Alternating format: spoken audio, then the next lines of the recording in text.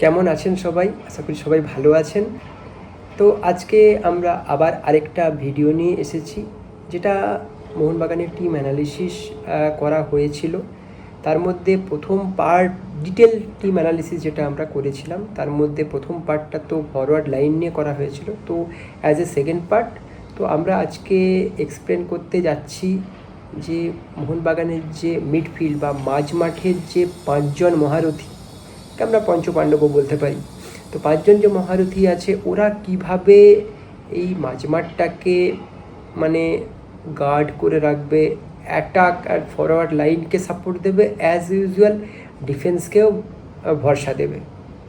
তো এই অ্যাটাকিং লাইনকে সাপোর্ট দেওয়া এবং ডিফেন্সকে ভরসা দেওয়ার মধ্যে যে মেজরিটি কজন মিডফিল্ডার খেলবে, তো মলিনা স্ট্র্যাটেজি অনুযায়ী নর্মালি 2 জন মিডফিল্ডার নিয়েই হয়তো উনি শুরু করবেন, ডাবল পিভটেই যাবেন। এর মধ্যে আমাদের 5 জনের মধ্যে সাহালের যে রোলটা থাকে, যদিও সাহাল মিডফিল্ডার হিসেবে খেলেন, কিন্তু তার সঙ্গে উনি অ্যাটাকে সাহায্য করেন, প্লাস কিছুটা নিজেও অ্যাটাক করেন। তো সেই কারণে 3 জনকে ঘুরিয়ে ফিরিয়ে খেলানো হবে প্রথম 11-এ। তার সঙ্গে দীপক টাংরি আর অভিষেক সূর্যবংশী এরা ওয়ান চেঞ্জে আসবে।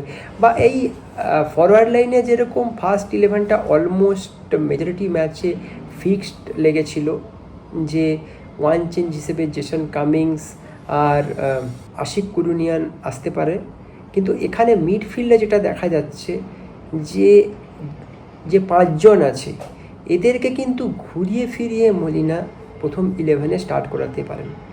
প্রতিজনেরই ক্যাপাবিলিটি আছে প্রথম 11-এ স্টার্ট করার। এখানে আমরা যেটা অ্যানালিসিস করব, 1 বাই 1 প্লেয়ার নিয়ে অ্যানালিসিস করব এবং দেখব ওদের পাস্ট পারফরমেন্স কীরকম ছিল, এবং যে নেক্সট সিজনটা আসছে 2024-25, ওদের কাছ থেকে আমাদের এক্সপেকটেশন কী থাকতে পারে। আশা করব ওরা ভালো খেলবে। তো প্রথমে আমরা যার কথা বলতে চাই সে হচ্ছে আমাদের তরুণ তুর্কি বা তরুণ sensation Abhishek Suryavanshi. They don't really want to go all 3 points. Abhishek. Oh, he tested Karanjit, who was off his line. Should have not tested him. Oh, through the legs of Subhashish, was he brought down? তো অভিষেক সূর্যবংশী যখন last ইয়ারে যখন মোহনবাগানের junior টিমে খেলছিল, Calcutta football লিগেও খেলেছে, যখন মোহনবাগানের জুনিয়র টিমটা সাপোর্ট করছিল ক্যালকাটা ফুটবল লিগের গেমগুলোকে, সিনিয়র টিম নামানো হয়নি, তখন অভিষেক সূর্যবংশী কিন্তু সবার নজর কেড়েছিল যে এই ছেলেটার মধ্যে একটা প্রতিভা আছে ডিফেন্সিভ মিডফিল্ডে একটা তারকা হয়ে ওঠার। তো সেই অনুযায়ী অভিষেক সূর্যবংশীকে সিনিয়র টিমে প্রমোট করা হয়। যদি আমরা দেখি লাস্ট যে সিজনটা ছিল, ওখানে যেহেতু জনি কাউকোর চোট ছিল, আনরেজিস্টার্ড ছিল, সেহেতু জনি কাউকোর প্রথম হাফে ছিল না টিমের মধ্যে। সেই সময় মোহনবাগান মাঝমাঠকে কিন্তু খুবই নড়বড়ে লেগেছিল। দীপক টাংরি ভালো খেলেছিল, থাপার অতটা যে কোয়ালিটিতে খেলে সেই কোয়ালিটি অতটা দেখা যাচ্ছিল না। সেই সময় কিন্তু ডিফেন্সিভ মিডফিল্ডার হিসেবে অভিষেক সূর্যবংশীকে ব্যবহার করা হয়। এবং নো ডাউট অ্যাবাউট যে অভিষেক সূর্যবংশী একটা বাচ্চা ছেলে হওয়া সত্ত্বেও যেভাবে পারফরমেন্স দিয়েছিল, যে আগামী দিনে যে ও মিডফিল্ডের একজন তারকা হতে যাচ্ছে ওটার প্রমাণ করেছিল। তো লাস্ট ইয়ারের যে এক্সপিরিয়েন্সটা অভিষেক সূর্যবংশী গেইন করেছে, প্লাস যে ইন্টারন্যাশনাল স্টারদের সঙ্গে খেলার বা আমরা যে ড্রেসিং রুম শেয়ার করার যে সুযোগটাও পেয়েছে, ওই অভিজ্ঞতা নিয়েই কিন্তু এই 2024-25-এ ও আরও বড় প্লেয়ার হয়ে উঠবে, এটাই আশা আমাদের থেকে থাকবে এবং এটাই আমরা আশা করতে পারি যে ও আরও ভালো খেলবে। তো দেখে যেটা মনে হচ্ছে, যেহেতু 2 জন ডবল পিভটে যাবে, তো অভিষেক সূর্যবংশীর জায়গা প্রথম 11-এ নাও হতে পারে, বাট ওয়ান চেঞ্জে তো প্রতি ম্যাচেই খেলবে, ওকে নিয়ে আসবে, বা কোনো কোনো ম্যাচে হয়তো ম্যাচের সিচুয়েশান দেখে অভিষেক সূর্যবংশী প্রথম 11তেও খেলতে পারে। ডিপেন্ড করছে পুরোপুরি মলিনা স্ট্র্যাটেজির উপর।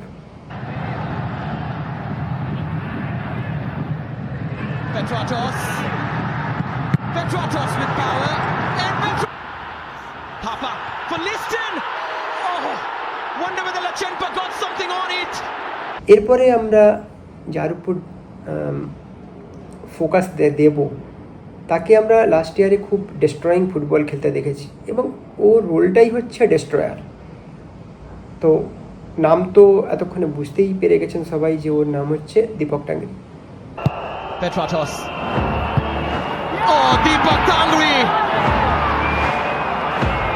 How about that, Kochi? It whirls you around till you don't know where you are. তো দীপক টাংরিকে নিয়ে আলাদা কিছু বলার নেই। Deepak Tangri one of the finest midfielder in the country also.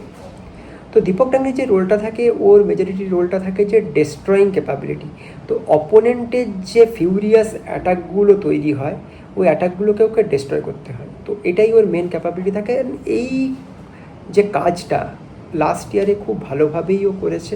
এর জন্য কিন্তু ওকে অনেকগুলো হলুদ কার্ডও দেখতে হয়েছে। এই হলুদ কার্ড দেখার জন্য কিছু কিছু ম্যাচে ওকে নিজেকে সাসপেনশনের আওতায় পড়েছে, ওই জন্য ম্যাচ মিসও হয়েছে। তো দীপক টাংরির যে ডেস্ট্রয়িং ক্যাপাবিলিটি ওটা নিয়ে তো কোনো সন্দেহ নেই, কিন্তু দীপক টাংরিকে একটু সতর্ক থাকতে হবে যে হলুদ কার্ডটা যেন বাঁচিয়ে খেলে, নিজেকে সেফ রাখার জন্যে দীপক টাংরিকে নিজেকেই চেষ্টা করতে হবে এবার। বাট গেম ওয়াইজ তো দীপক টাংরির গেমটা খুবই ভালো ছিল। তো সেম ধরনেরই খেলা খেলবে এবছর, এটা আমরা আশা করতেই পারি। Petratos. Oh, Deepak Tangri. How about that, Kochi? This stadium, it whirls you around till you don't know where you are. Look at Deepak Tangri. Turning it is who's let him walk in. And for a veteran, experienced international player, he's got to do better. Tangri's just strong. এবার যে আমরা ডিফেন্ডারের কথাটা বলবো, যাকে খুব ঘটা করে last year নিয়ে আসা হয়েছিল কিন্তু নিজের নামের প্রতি সুবিচার করতে পারেনি প্রথম হাফটায়। মেবি ওকে যখন একটু নিচে থেকে খেলানো হয়েছিল, নিচে থেকে খেলানোর জন্য অতটা নিজের প্রতিভার প্রতি সুবিচার করতে পারেনি। হ্যাঁ, আমি যার নাম বলছি হচ্ছে Aniruddha Thapa. Petratos for Thapa! They're putting on a show! Thapa finally! Sending the message to Mumbai. Thapar খেলা তো আমরা দেখেছি চেন্নাইতে কীরকমভাবে ও মিডফিল্ডটাকে কন্ট্রোল করতো, মানে অ্যাটাকে হেল্প করতো।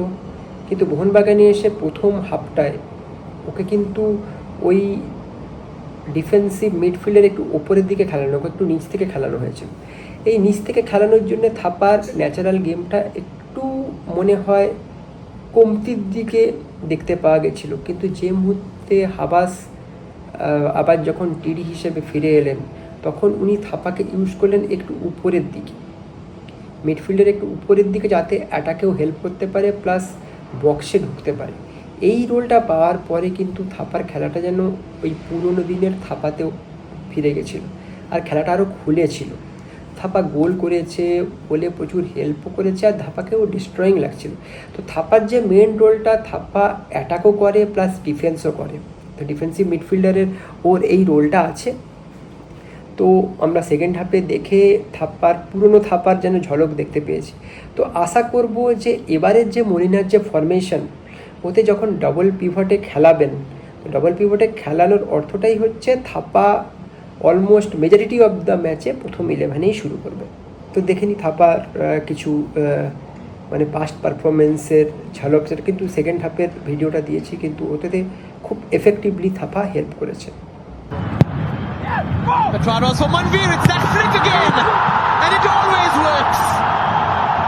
Somehow, a repeat. Well, you don't expect that. And the player that we were crying out, Anirudh Thapa, gets his season started just there on the goal line. Johnny on the spot, but it's that delivery again from Petratos. They don't deal with it. Hyderabad, Ruffy. Petratos for Thapa! They're putting on a show!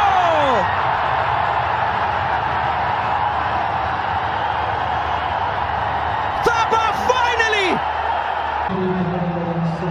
Is it over? Mohan Bagan, supergiant, sending the message to Mumbai. Yoni Kauko, it's about him stepping in, making a difference. It's about Petrados staying alive, thinking about where the ball might possibly sit, and nobody standing and watching. Petrados rolls it across the box, and terrific tupper. এরপরে যার কথা বলবো তাকে খুব ঘটা করেই নিয়ে আসা হয়েছিল কেরল থেকে। সোয়াপ ডিলে যে প্রীতম কোটালকে এক্সচেঞ্জ করে, যেটা সোয়াপ হয় ফুটবলার সোয়াপ করা হয়, প্লাস কিছু ট্রান্সফার মানি দিয়ে সাহালকে মোহনবাগানে নিয়ে আসা হয়েছিল।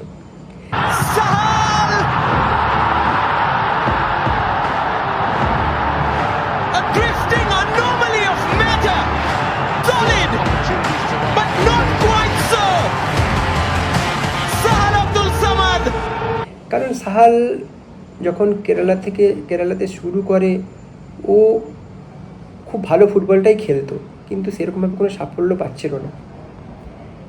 তো মোহনবাগানে এসে ওর কাজটাই ছিল যে ডিফেন্সিভ মিডফিল্ড, তার সঙ্গে অ্যাটাকে হেল্প করা, অ্যাটাক তৈরি করা।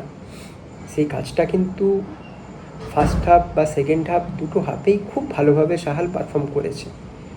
তো আশা করি এই বছরও সাহালকে মলিনা ঠিক ওই রকমভাবে ইউজ করবেন এবং সাহাল ওর নিজের নামের প্রতি সুবিচার করে আরও ভালো পারফর্ম করবে। Sahal stops and starts again towards Petratos. Dimi Petratos again. Well, how's about this for Dimi Petratos? What a ball in from Sahal, and it didn't take long for Mohan Bagan supergiant to assert their authority. But what about Petratos? Call him the mailman, because it's not been a day where he's not delivered. Subhashish. Sahal. And still Sahal. And good fall to Jason Cummings. Mohan Bagan in that midfield, and he gets a little bit lucky, yes. It takes a deflection, yes. Cummings. Sahal. Vasjiteshwar. Still Sahal. Into the window for Manveer. And Mohan Bagan, supergiant, coming up with answers immediately. That Superman Sahal, what a ball! And there's an extra pass there across the face of goal. Manveer Singh didn't need it. It's a great pass, opening up the opportunity, and Manveer going to pick things up. Great ball from Kauko. Sahal! A drifting anomaly of matter. Solid, but not quite so. From Yoni Kauko, again providing an assist for Sahal, who's already registered at least 4 this season himself. It's his first goal of the Indian Super League campaign for Mohan Bagan, supergiant. What a finish it was! এরপর যার কথা বলতে যাচ্ছি সে কিন্তু হচ্ছে main defender হিসেবে মোহনবাগানে scout করা হয়েছে মুম্বাই সিটি থেকে। কারণ এবছর কিন্তু কোনো বিদেশি মিডফিল্ডারের উপর ডিপেন্ড করা হয়নি, অ্যাটলিস্ট এখন পর্যন্ত। মলিনার যে স্ট্র্যাটেজিতে মলিনা উনি বলেছেন যে all Indian midfield line up থাকবে। তো এখানে যে ছেলেটার দায়িত্ব সবচেয়ে বেশি হতে যাচ্ছে মিডফিল্ডটাকে কাঁধে নিয়ে যাওয়ার, সেই জন্যেই ওকে মুম্বাই থেকে স্কাউট করে নিয়ে আসা হয়েছে। তার নাম হচ্ছে আপুইয়া।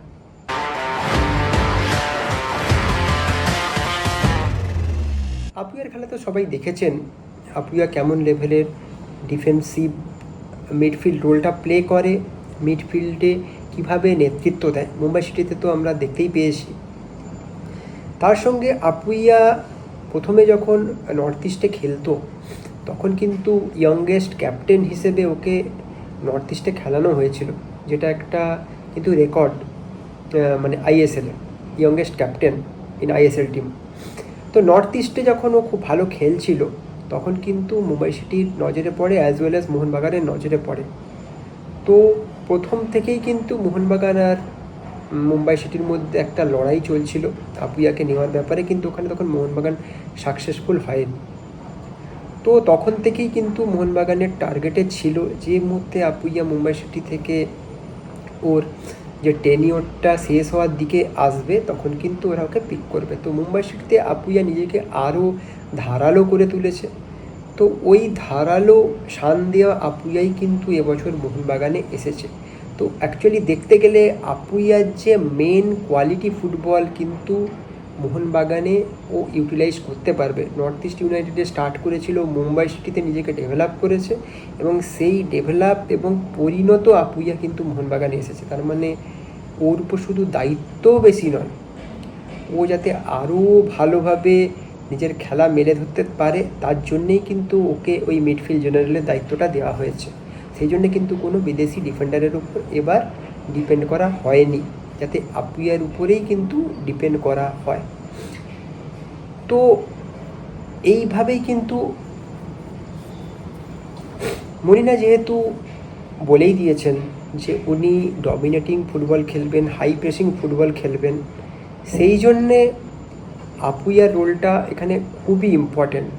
কারণ আপুইয়া মেজরিটি সিডিএম হিসেবে খেলবে, ওর কাজটাই থাকবে ডিফেন্সকে গার্ড করা আর অ্যাটাকিং লাইনকে ক্রমাগত বল সাপ্লাই দেওয়া, দুটো উইং অ্যাটাকিং মিডফিল্ডারকে কন্টিনিউয়াস বল সাপ্লাই দেওয়া, তবেই কিন্তু attacking, dominating and high pressing football খেলতে পারবে। মানে সেই জন্যই হয়তো মলিনা 3 ব্যাক সিস্টেমে খেলাবেন, তার উপরে ডাবল পিভট হিসেবে 2জন মিডফিল্ডার থাকবে, তার উপরে যে ফরওয়ার্ড লাইনে ওটাতে আইদার 5 ফরমেশনে বা 4-1 ফরমেশনে, যেভাবে মলিনা ডিসাইড করবেন খেলাতে পারবেন।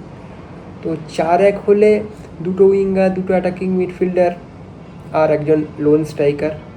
আর যদি ওখানে 3-2 হয়, একটা অ্যাটাকিং মিডফিল্ডার, 2 উইঙ্গার আর 2জন স্ট্রাইকার হিসেবে খেলতে পারে। তো আপুইয়ার রোলটা এখানে যে ফরমেশনেই খেলানো হোক না কেন, কন্টিনিউয়াসলি কিন্তু বল সাপ্লাই দেওয়া অ্যাজ ওয়েল অ্যাজ যখন অপোনেন্টের অ্যাটাক আসবে তখন ওটাকে রেজিস্ট করাটা ওর মেন দায়িত্বের মধ্যে পড়বে। আর মিডফিল্ডটাকেও নেতৃত্ব দিতে হবে। Is the youngest ever captain of a Hero ISL side.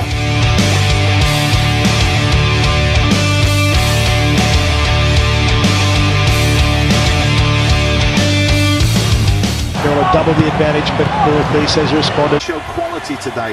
He's getting better as each game goes on. The man that started for India in the Under-17 World Cup finals is doing it in the Hero ISL. One is heart, one is desire, one is passion, and one is mental strength. You don't become the youngest ever captain in the Hero ISL for no reason. তো এই ছিল আজকের analysis.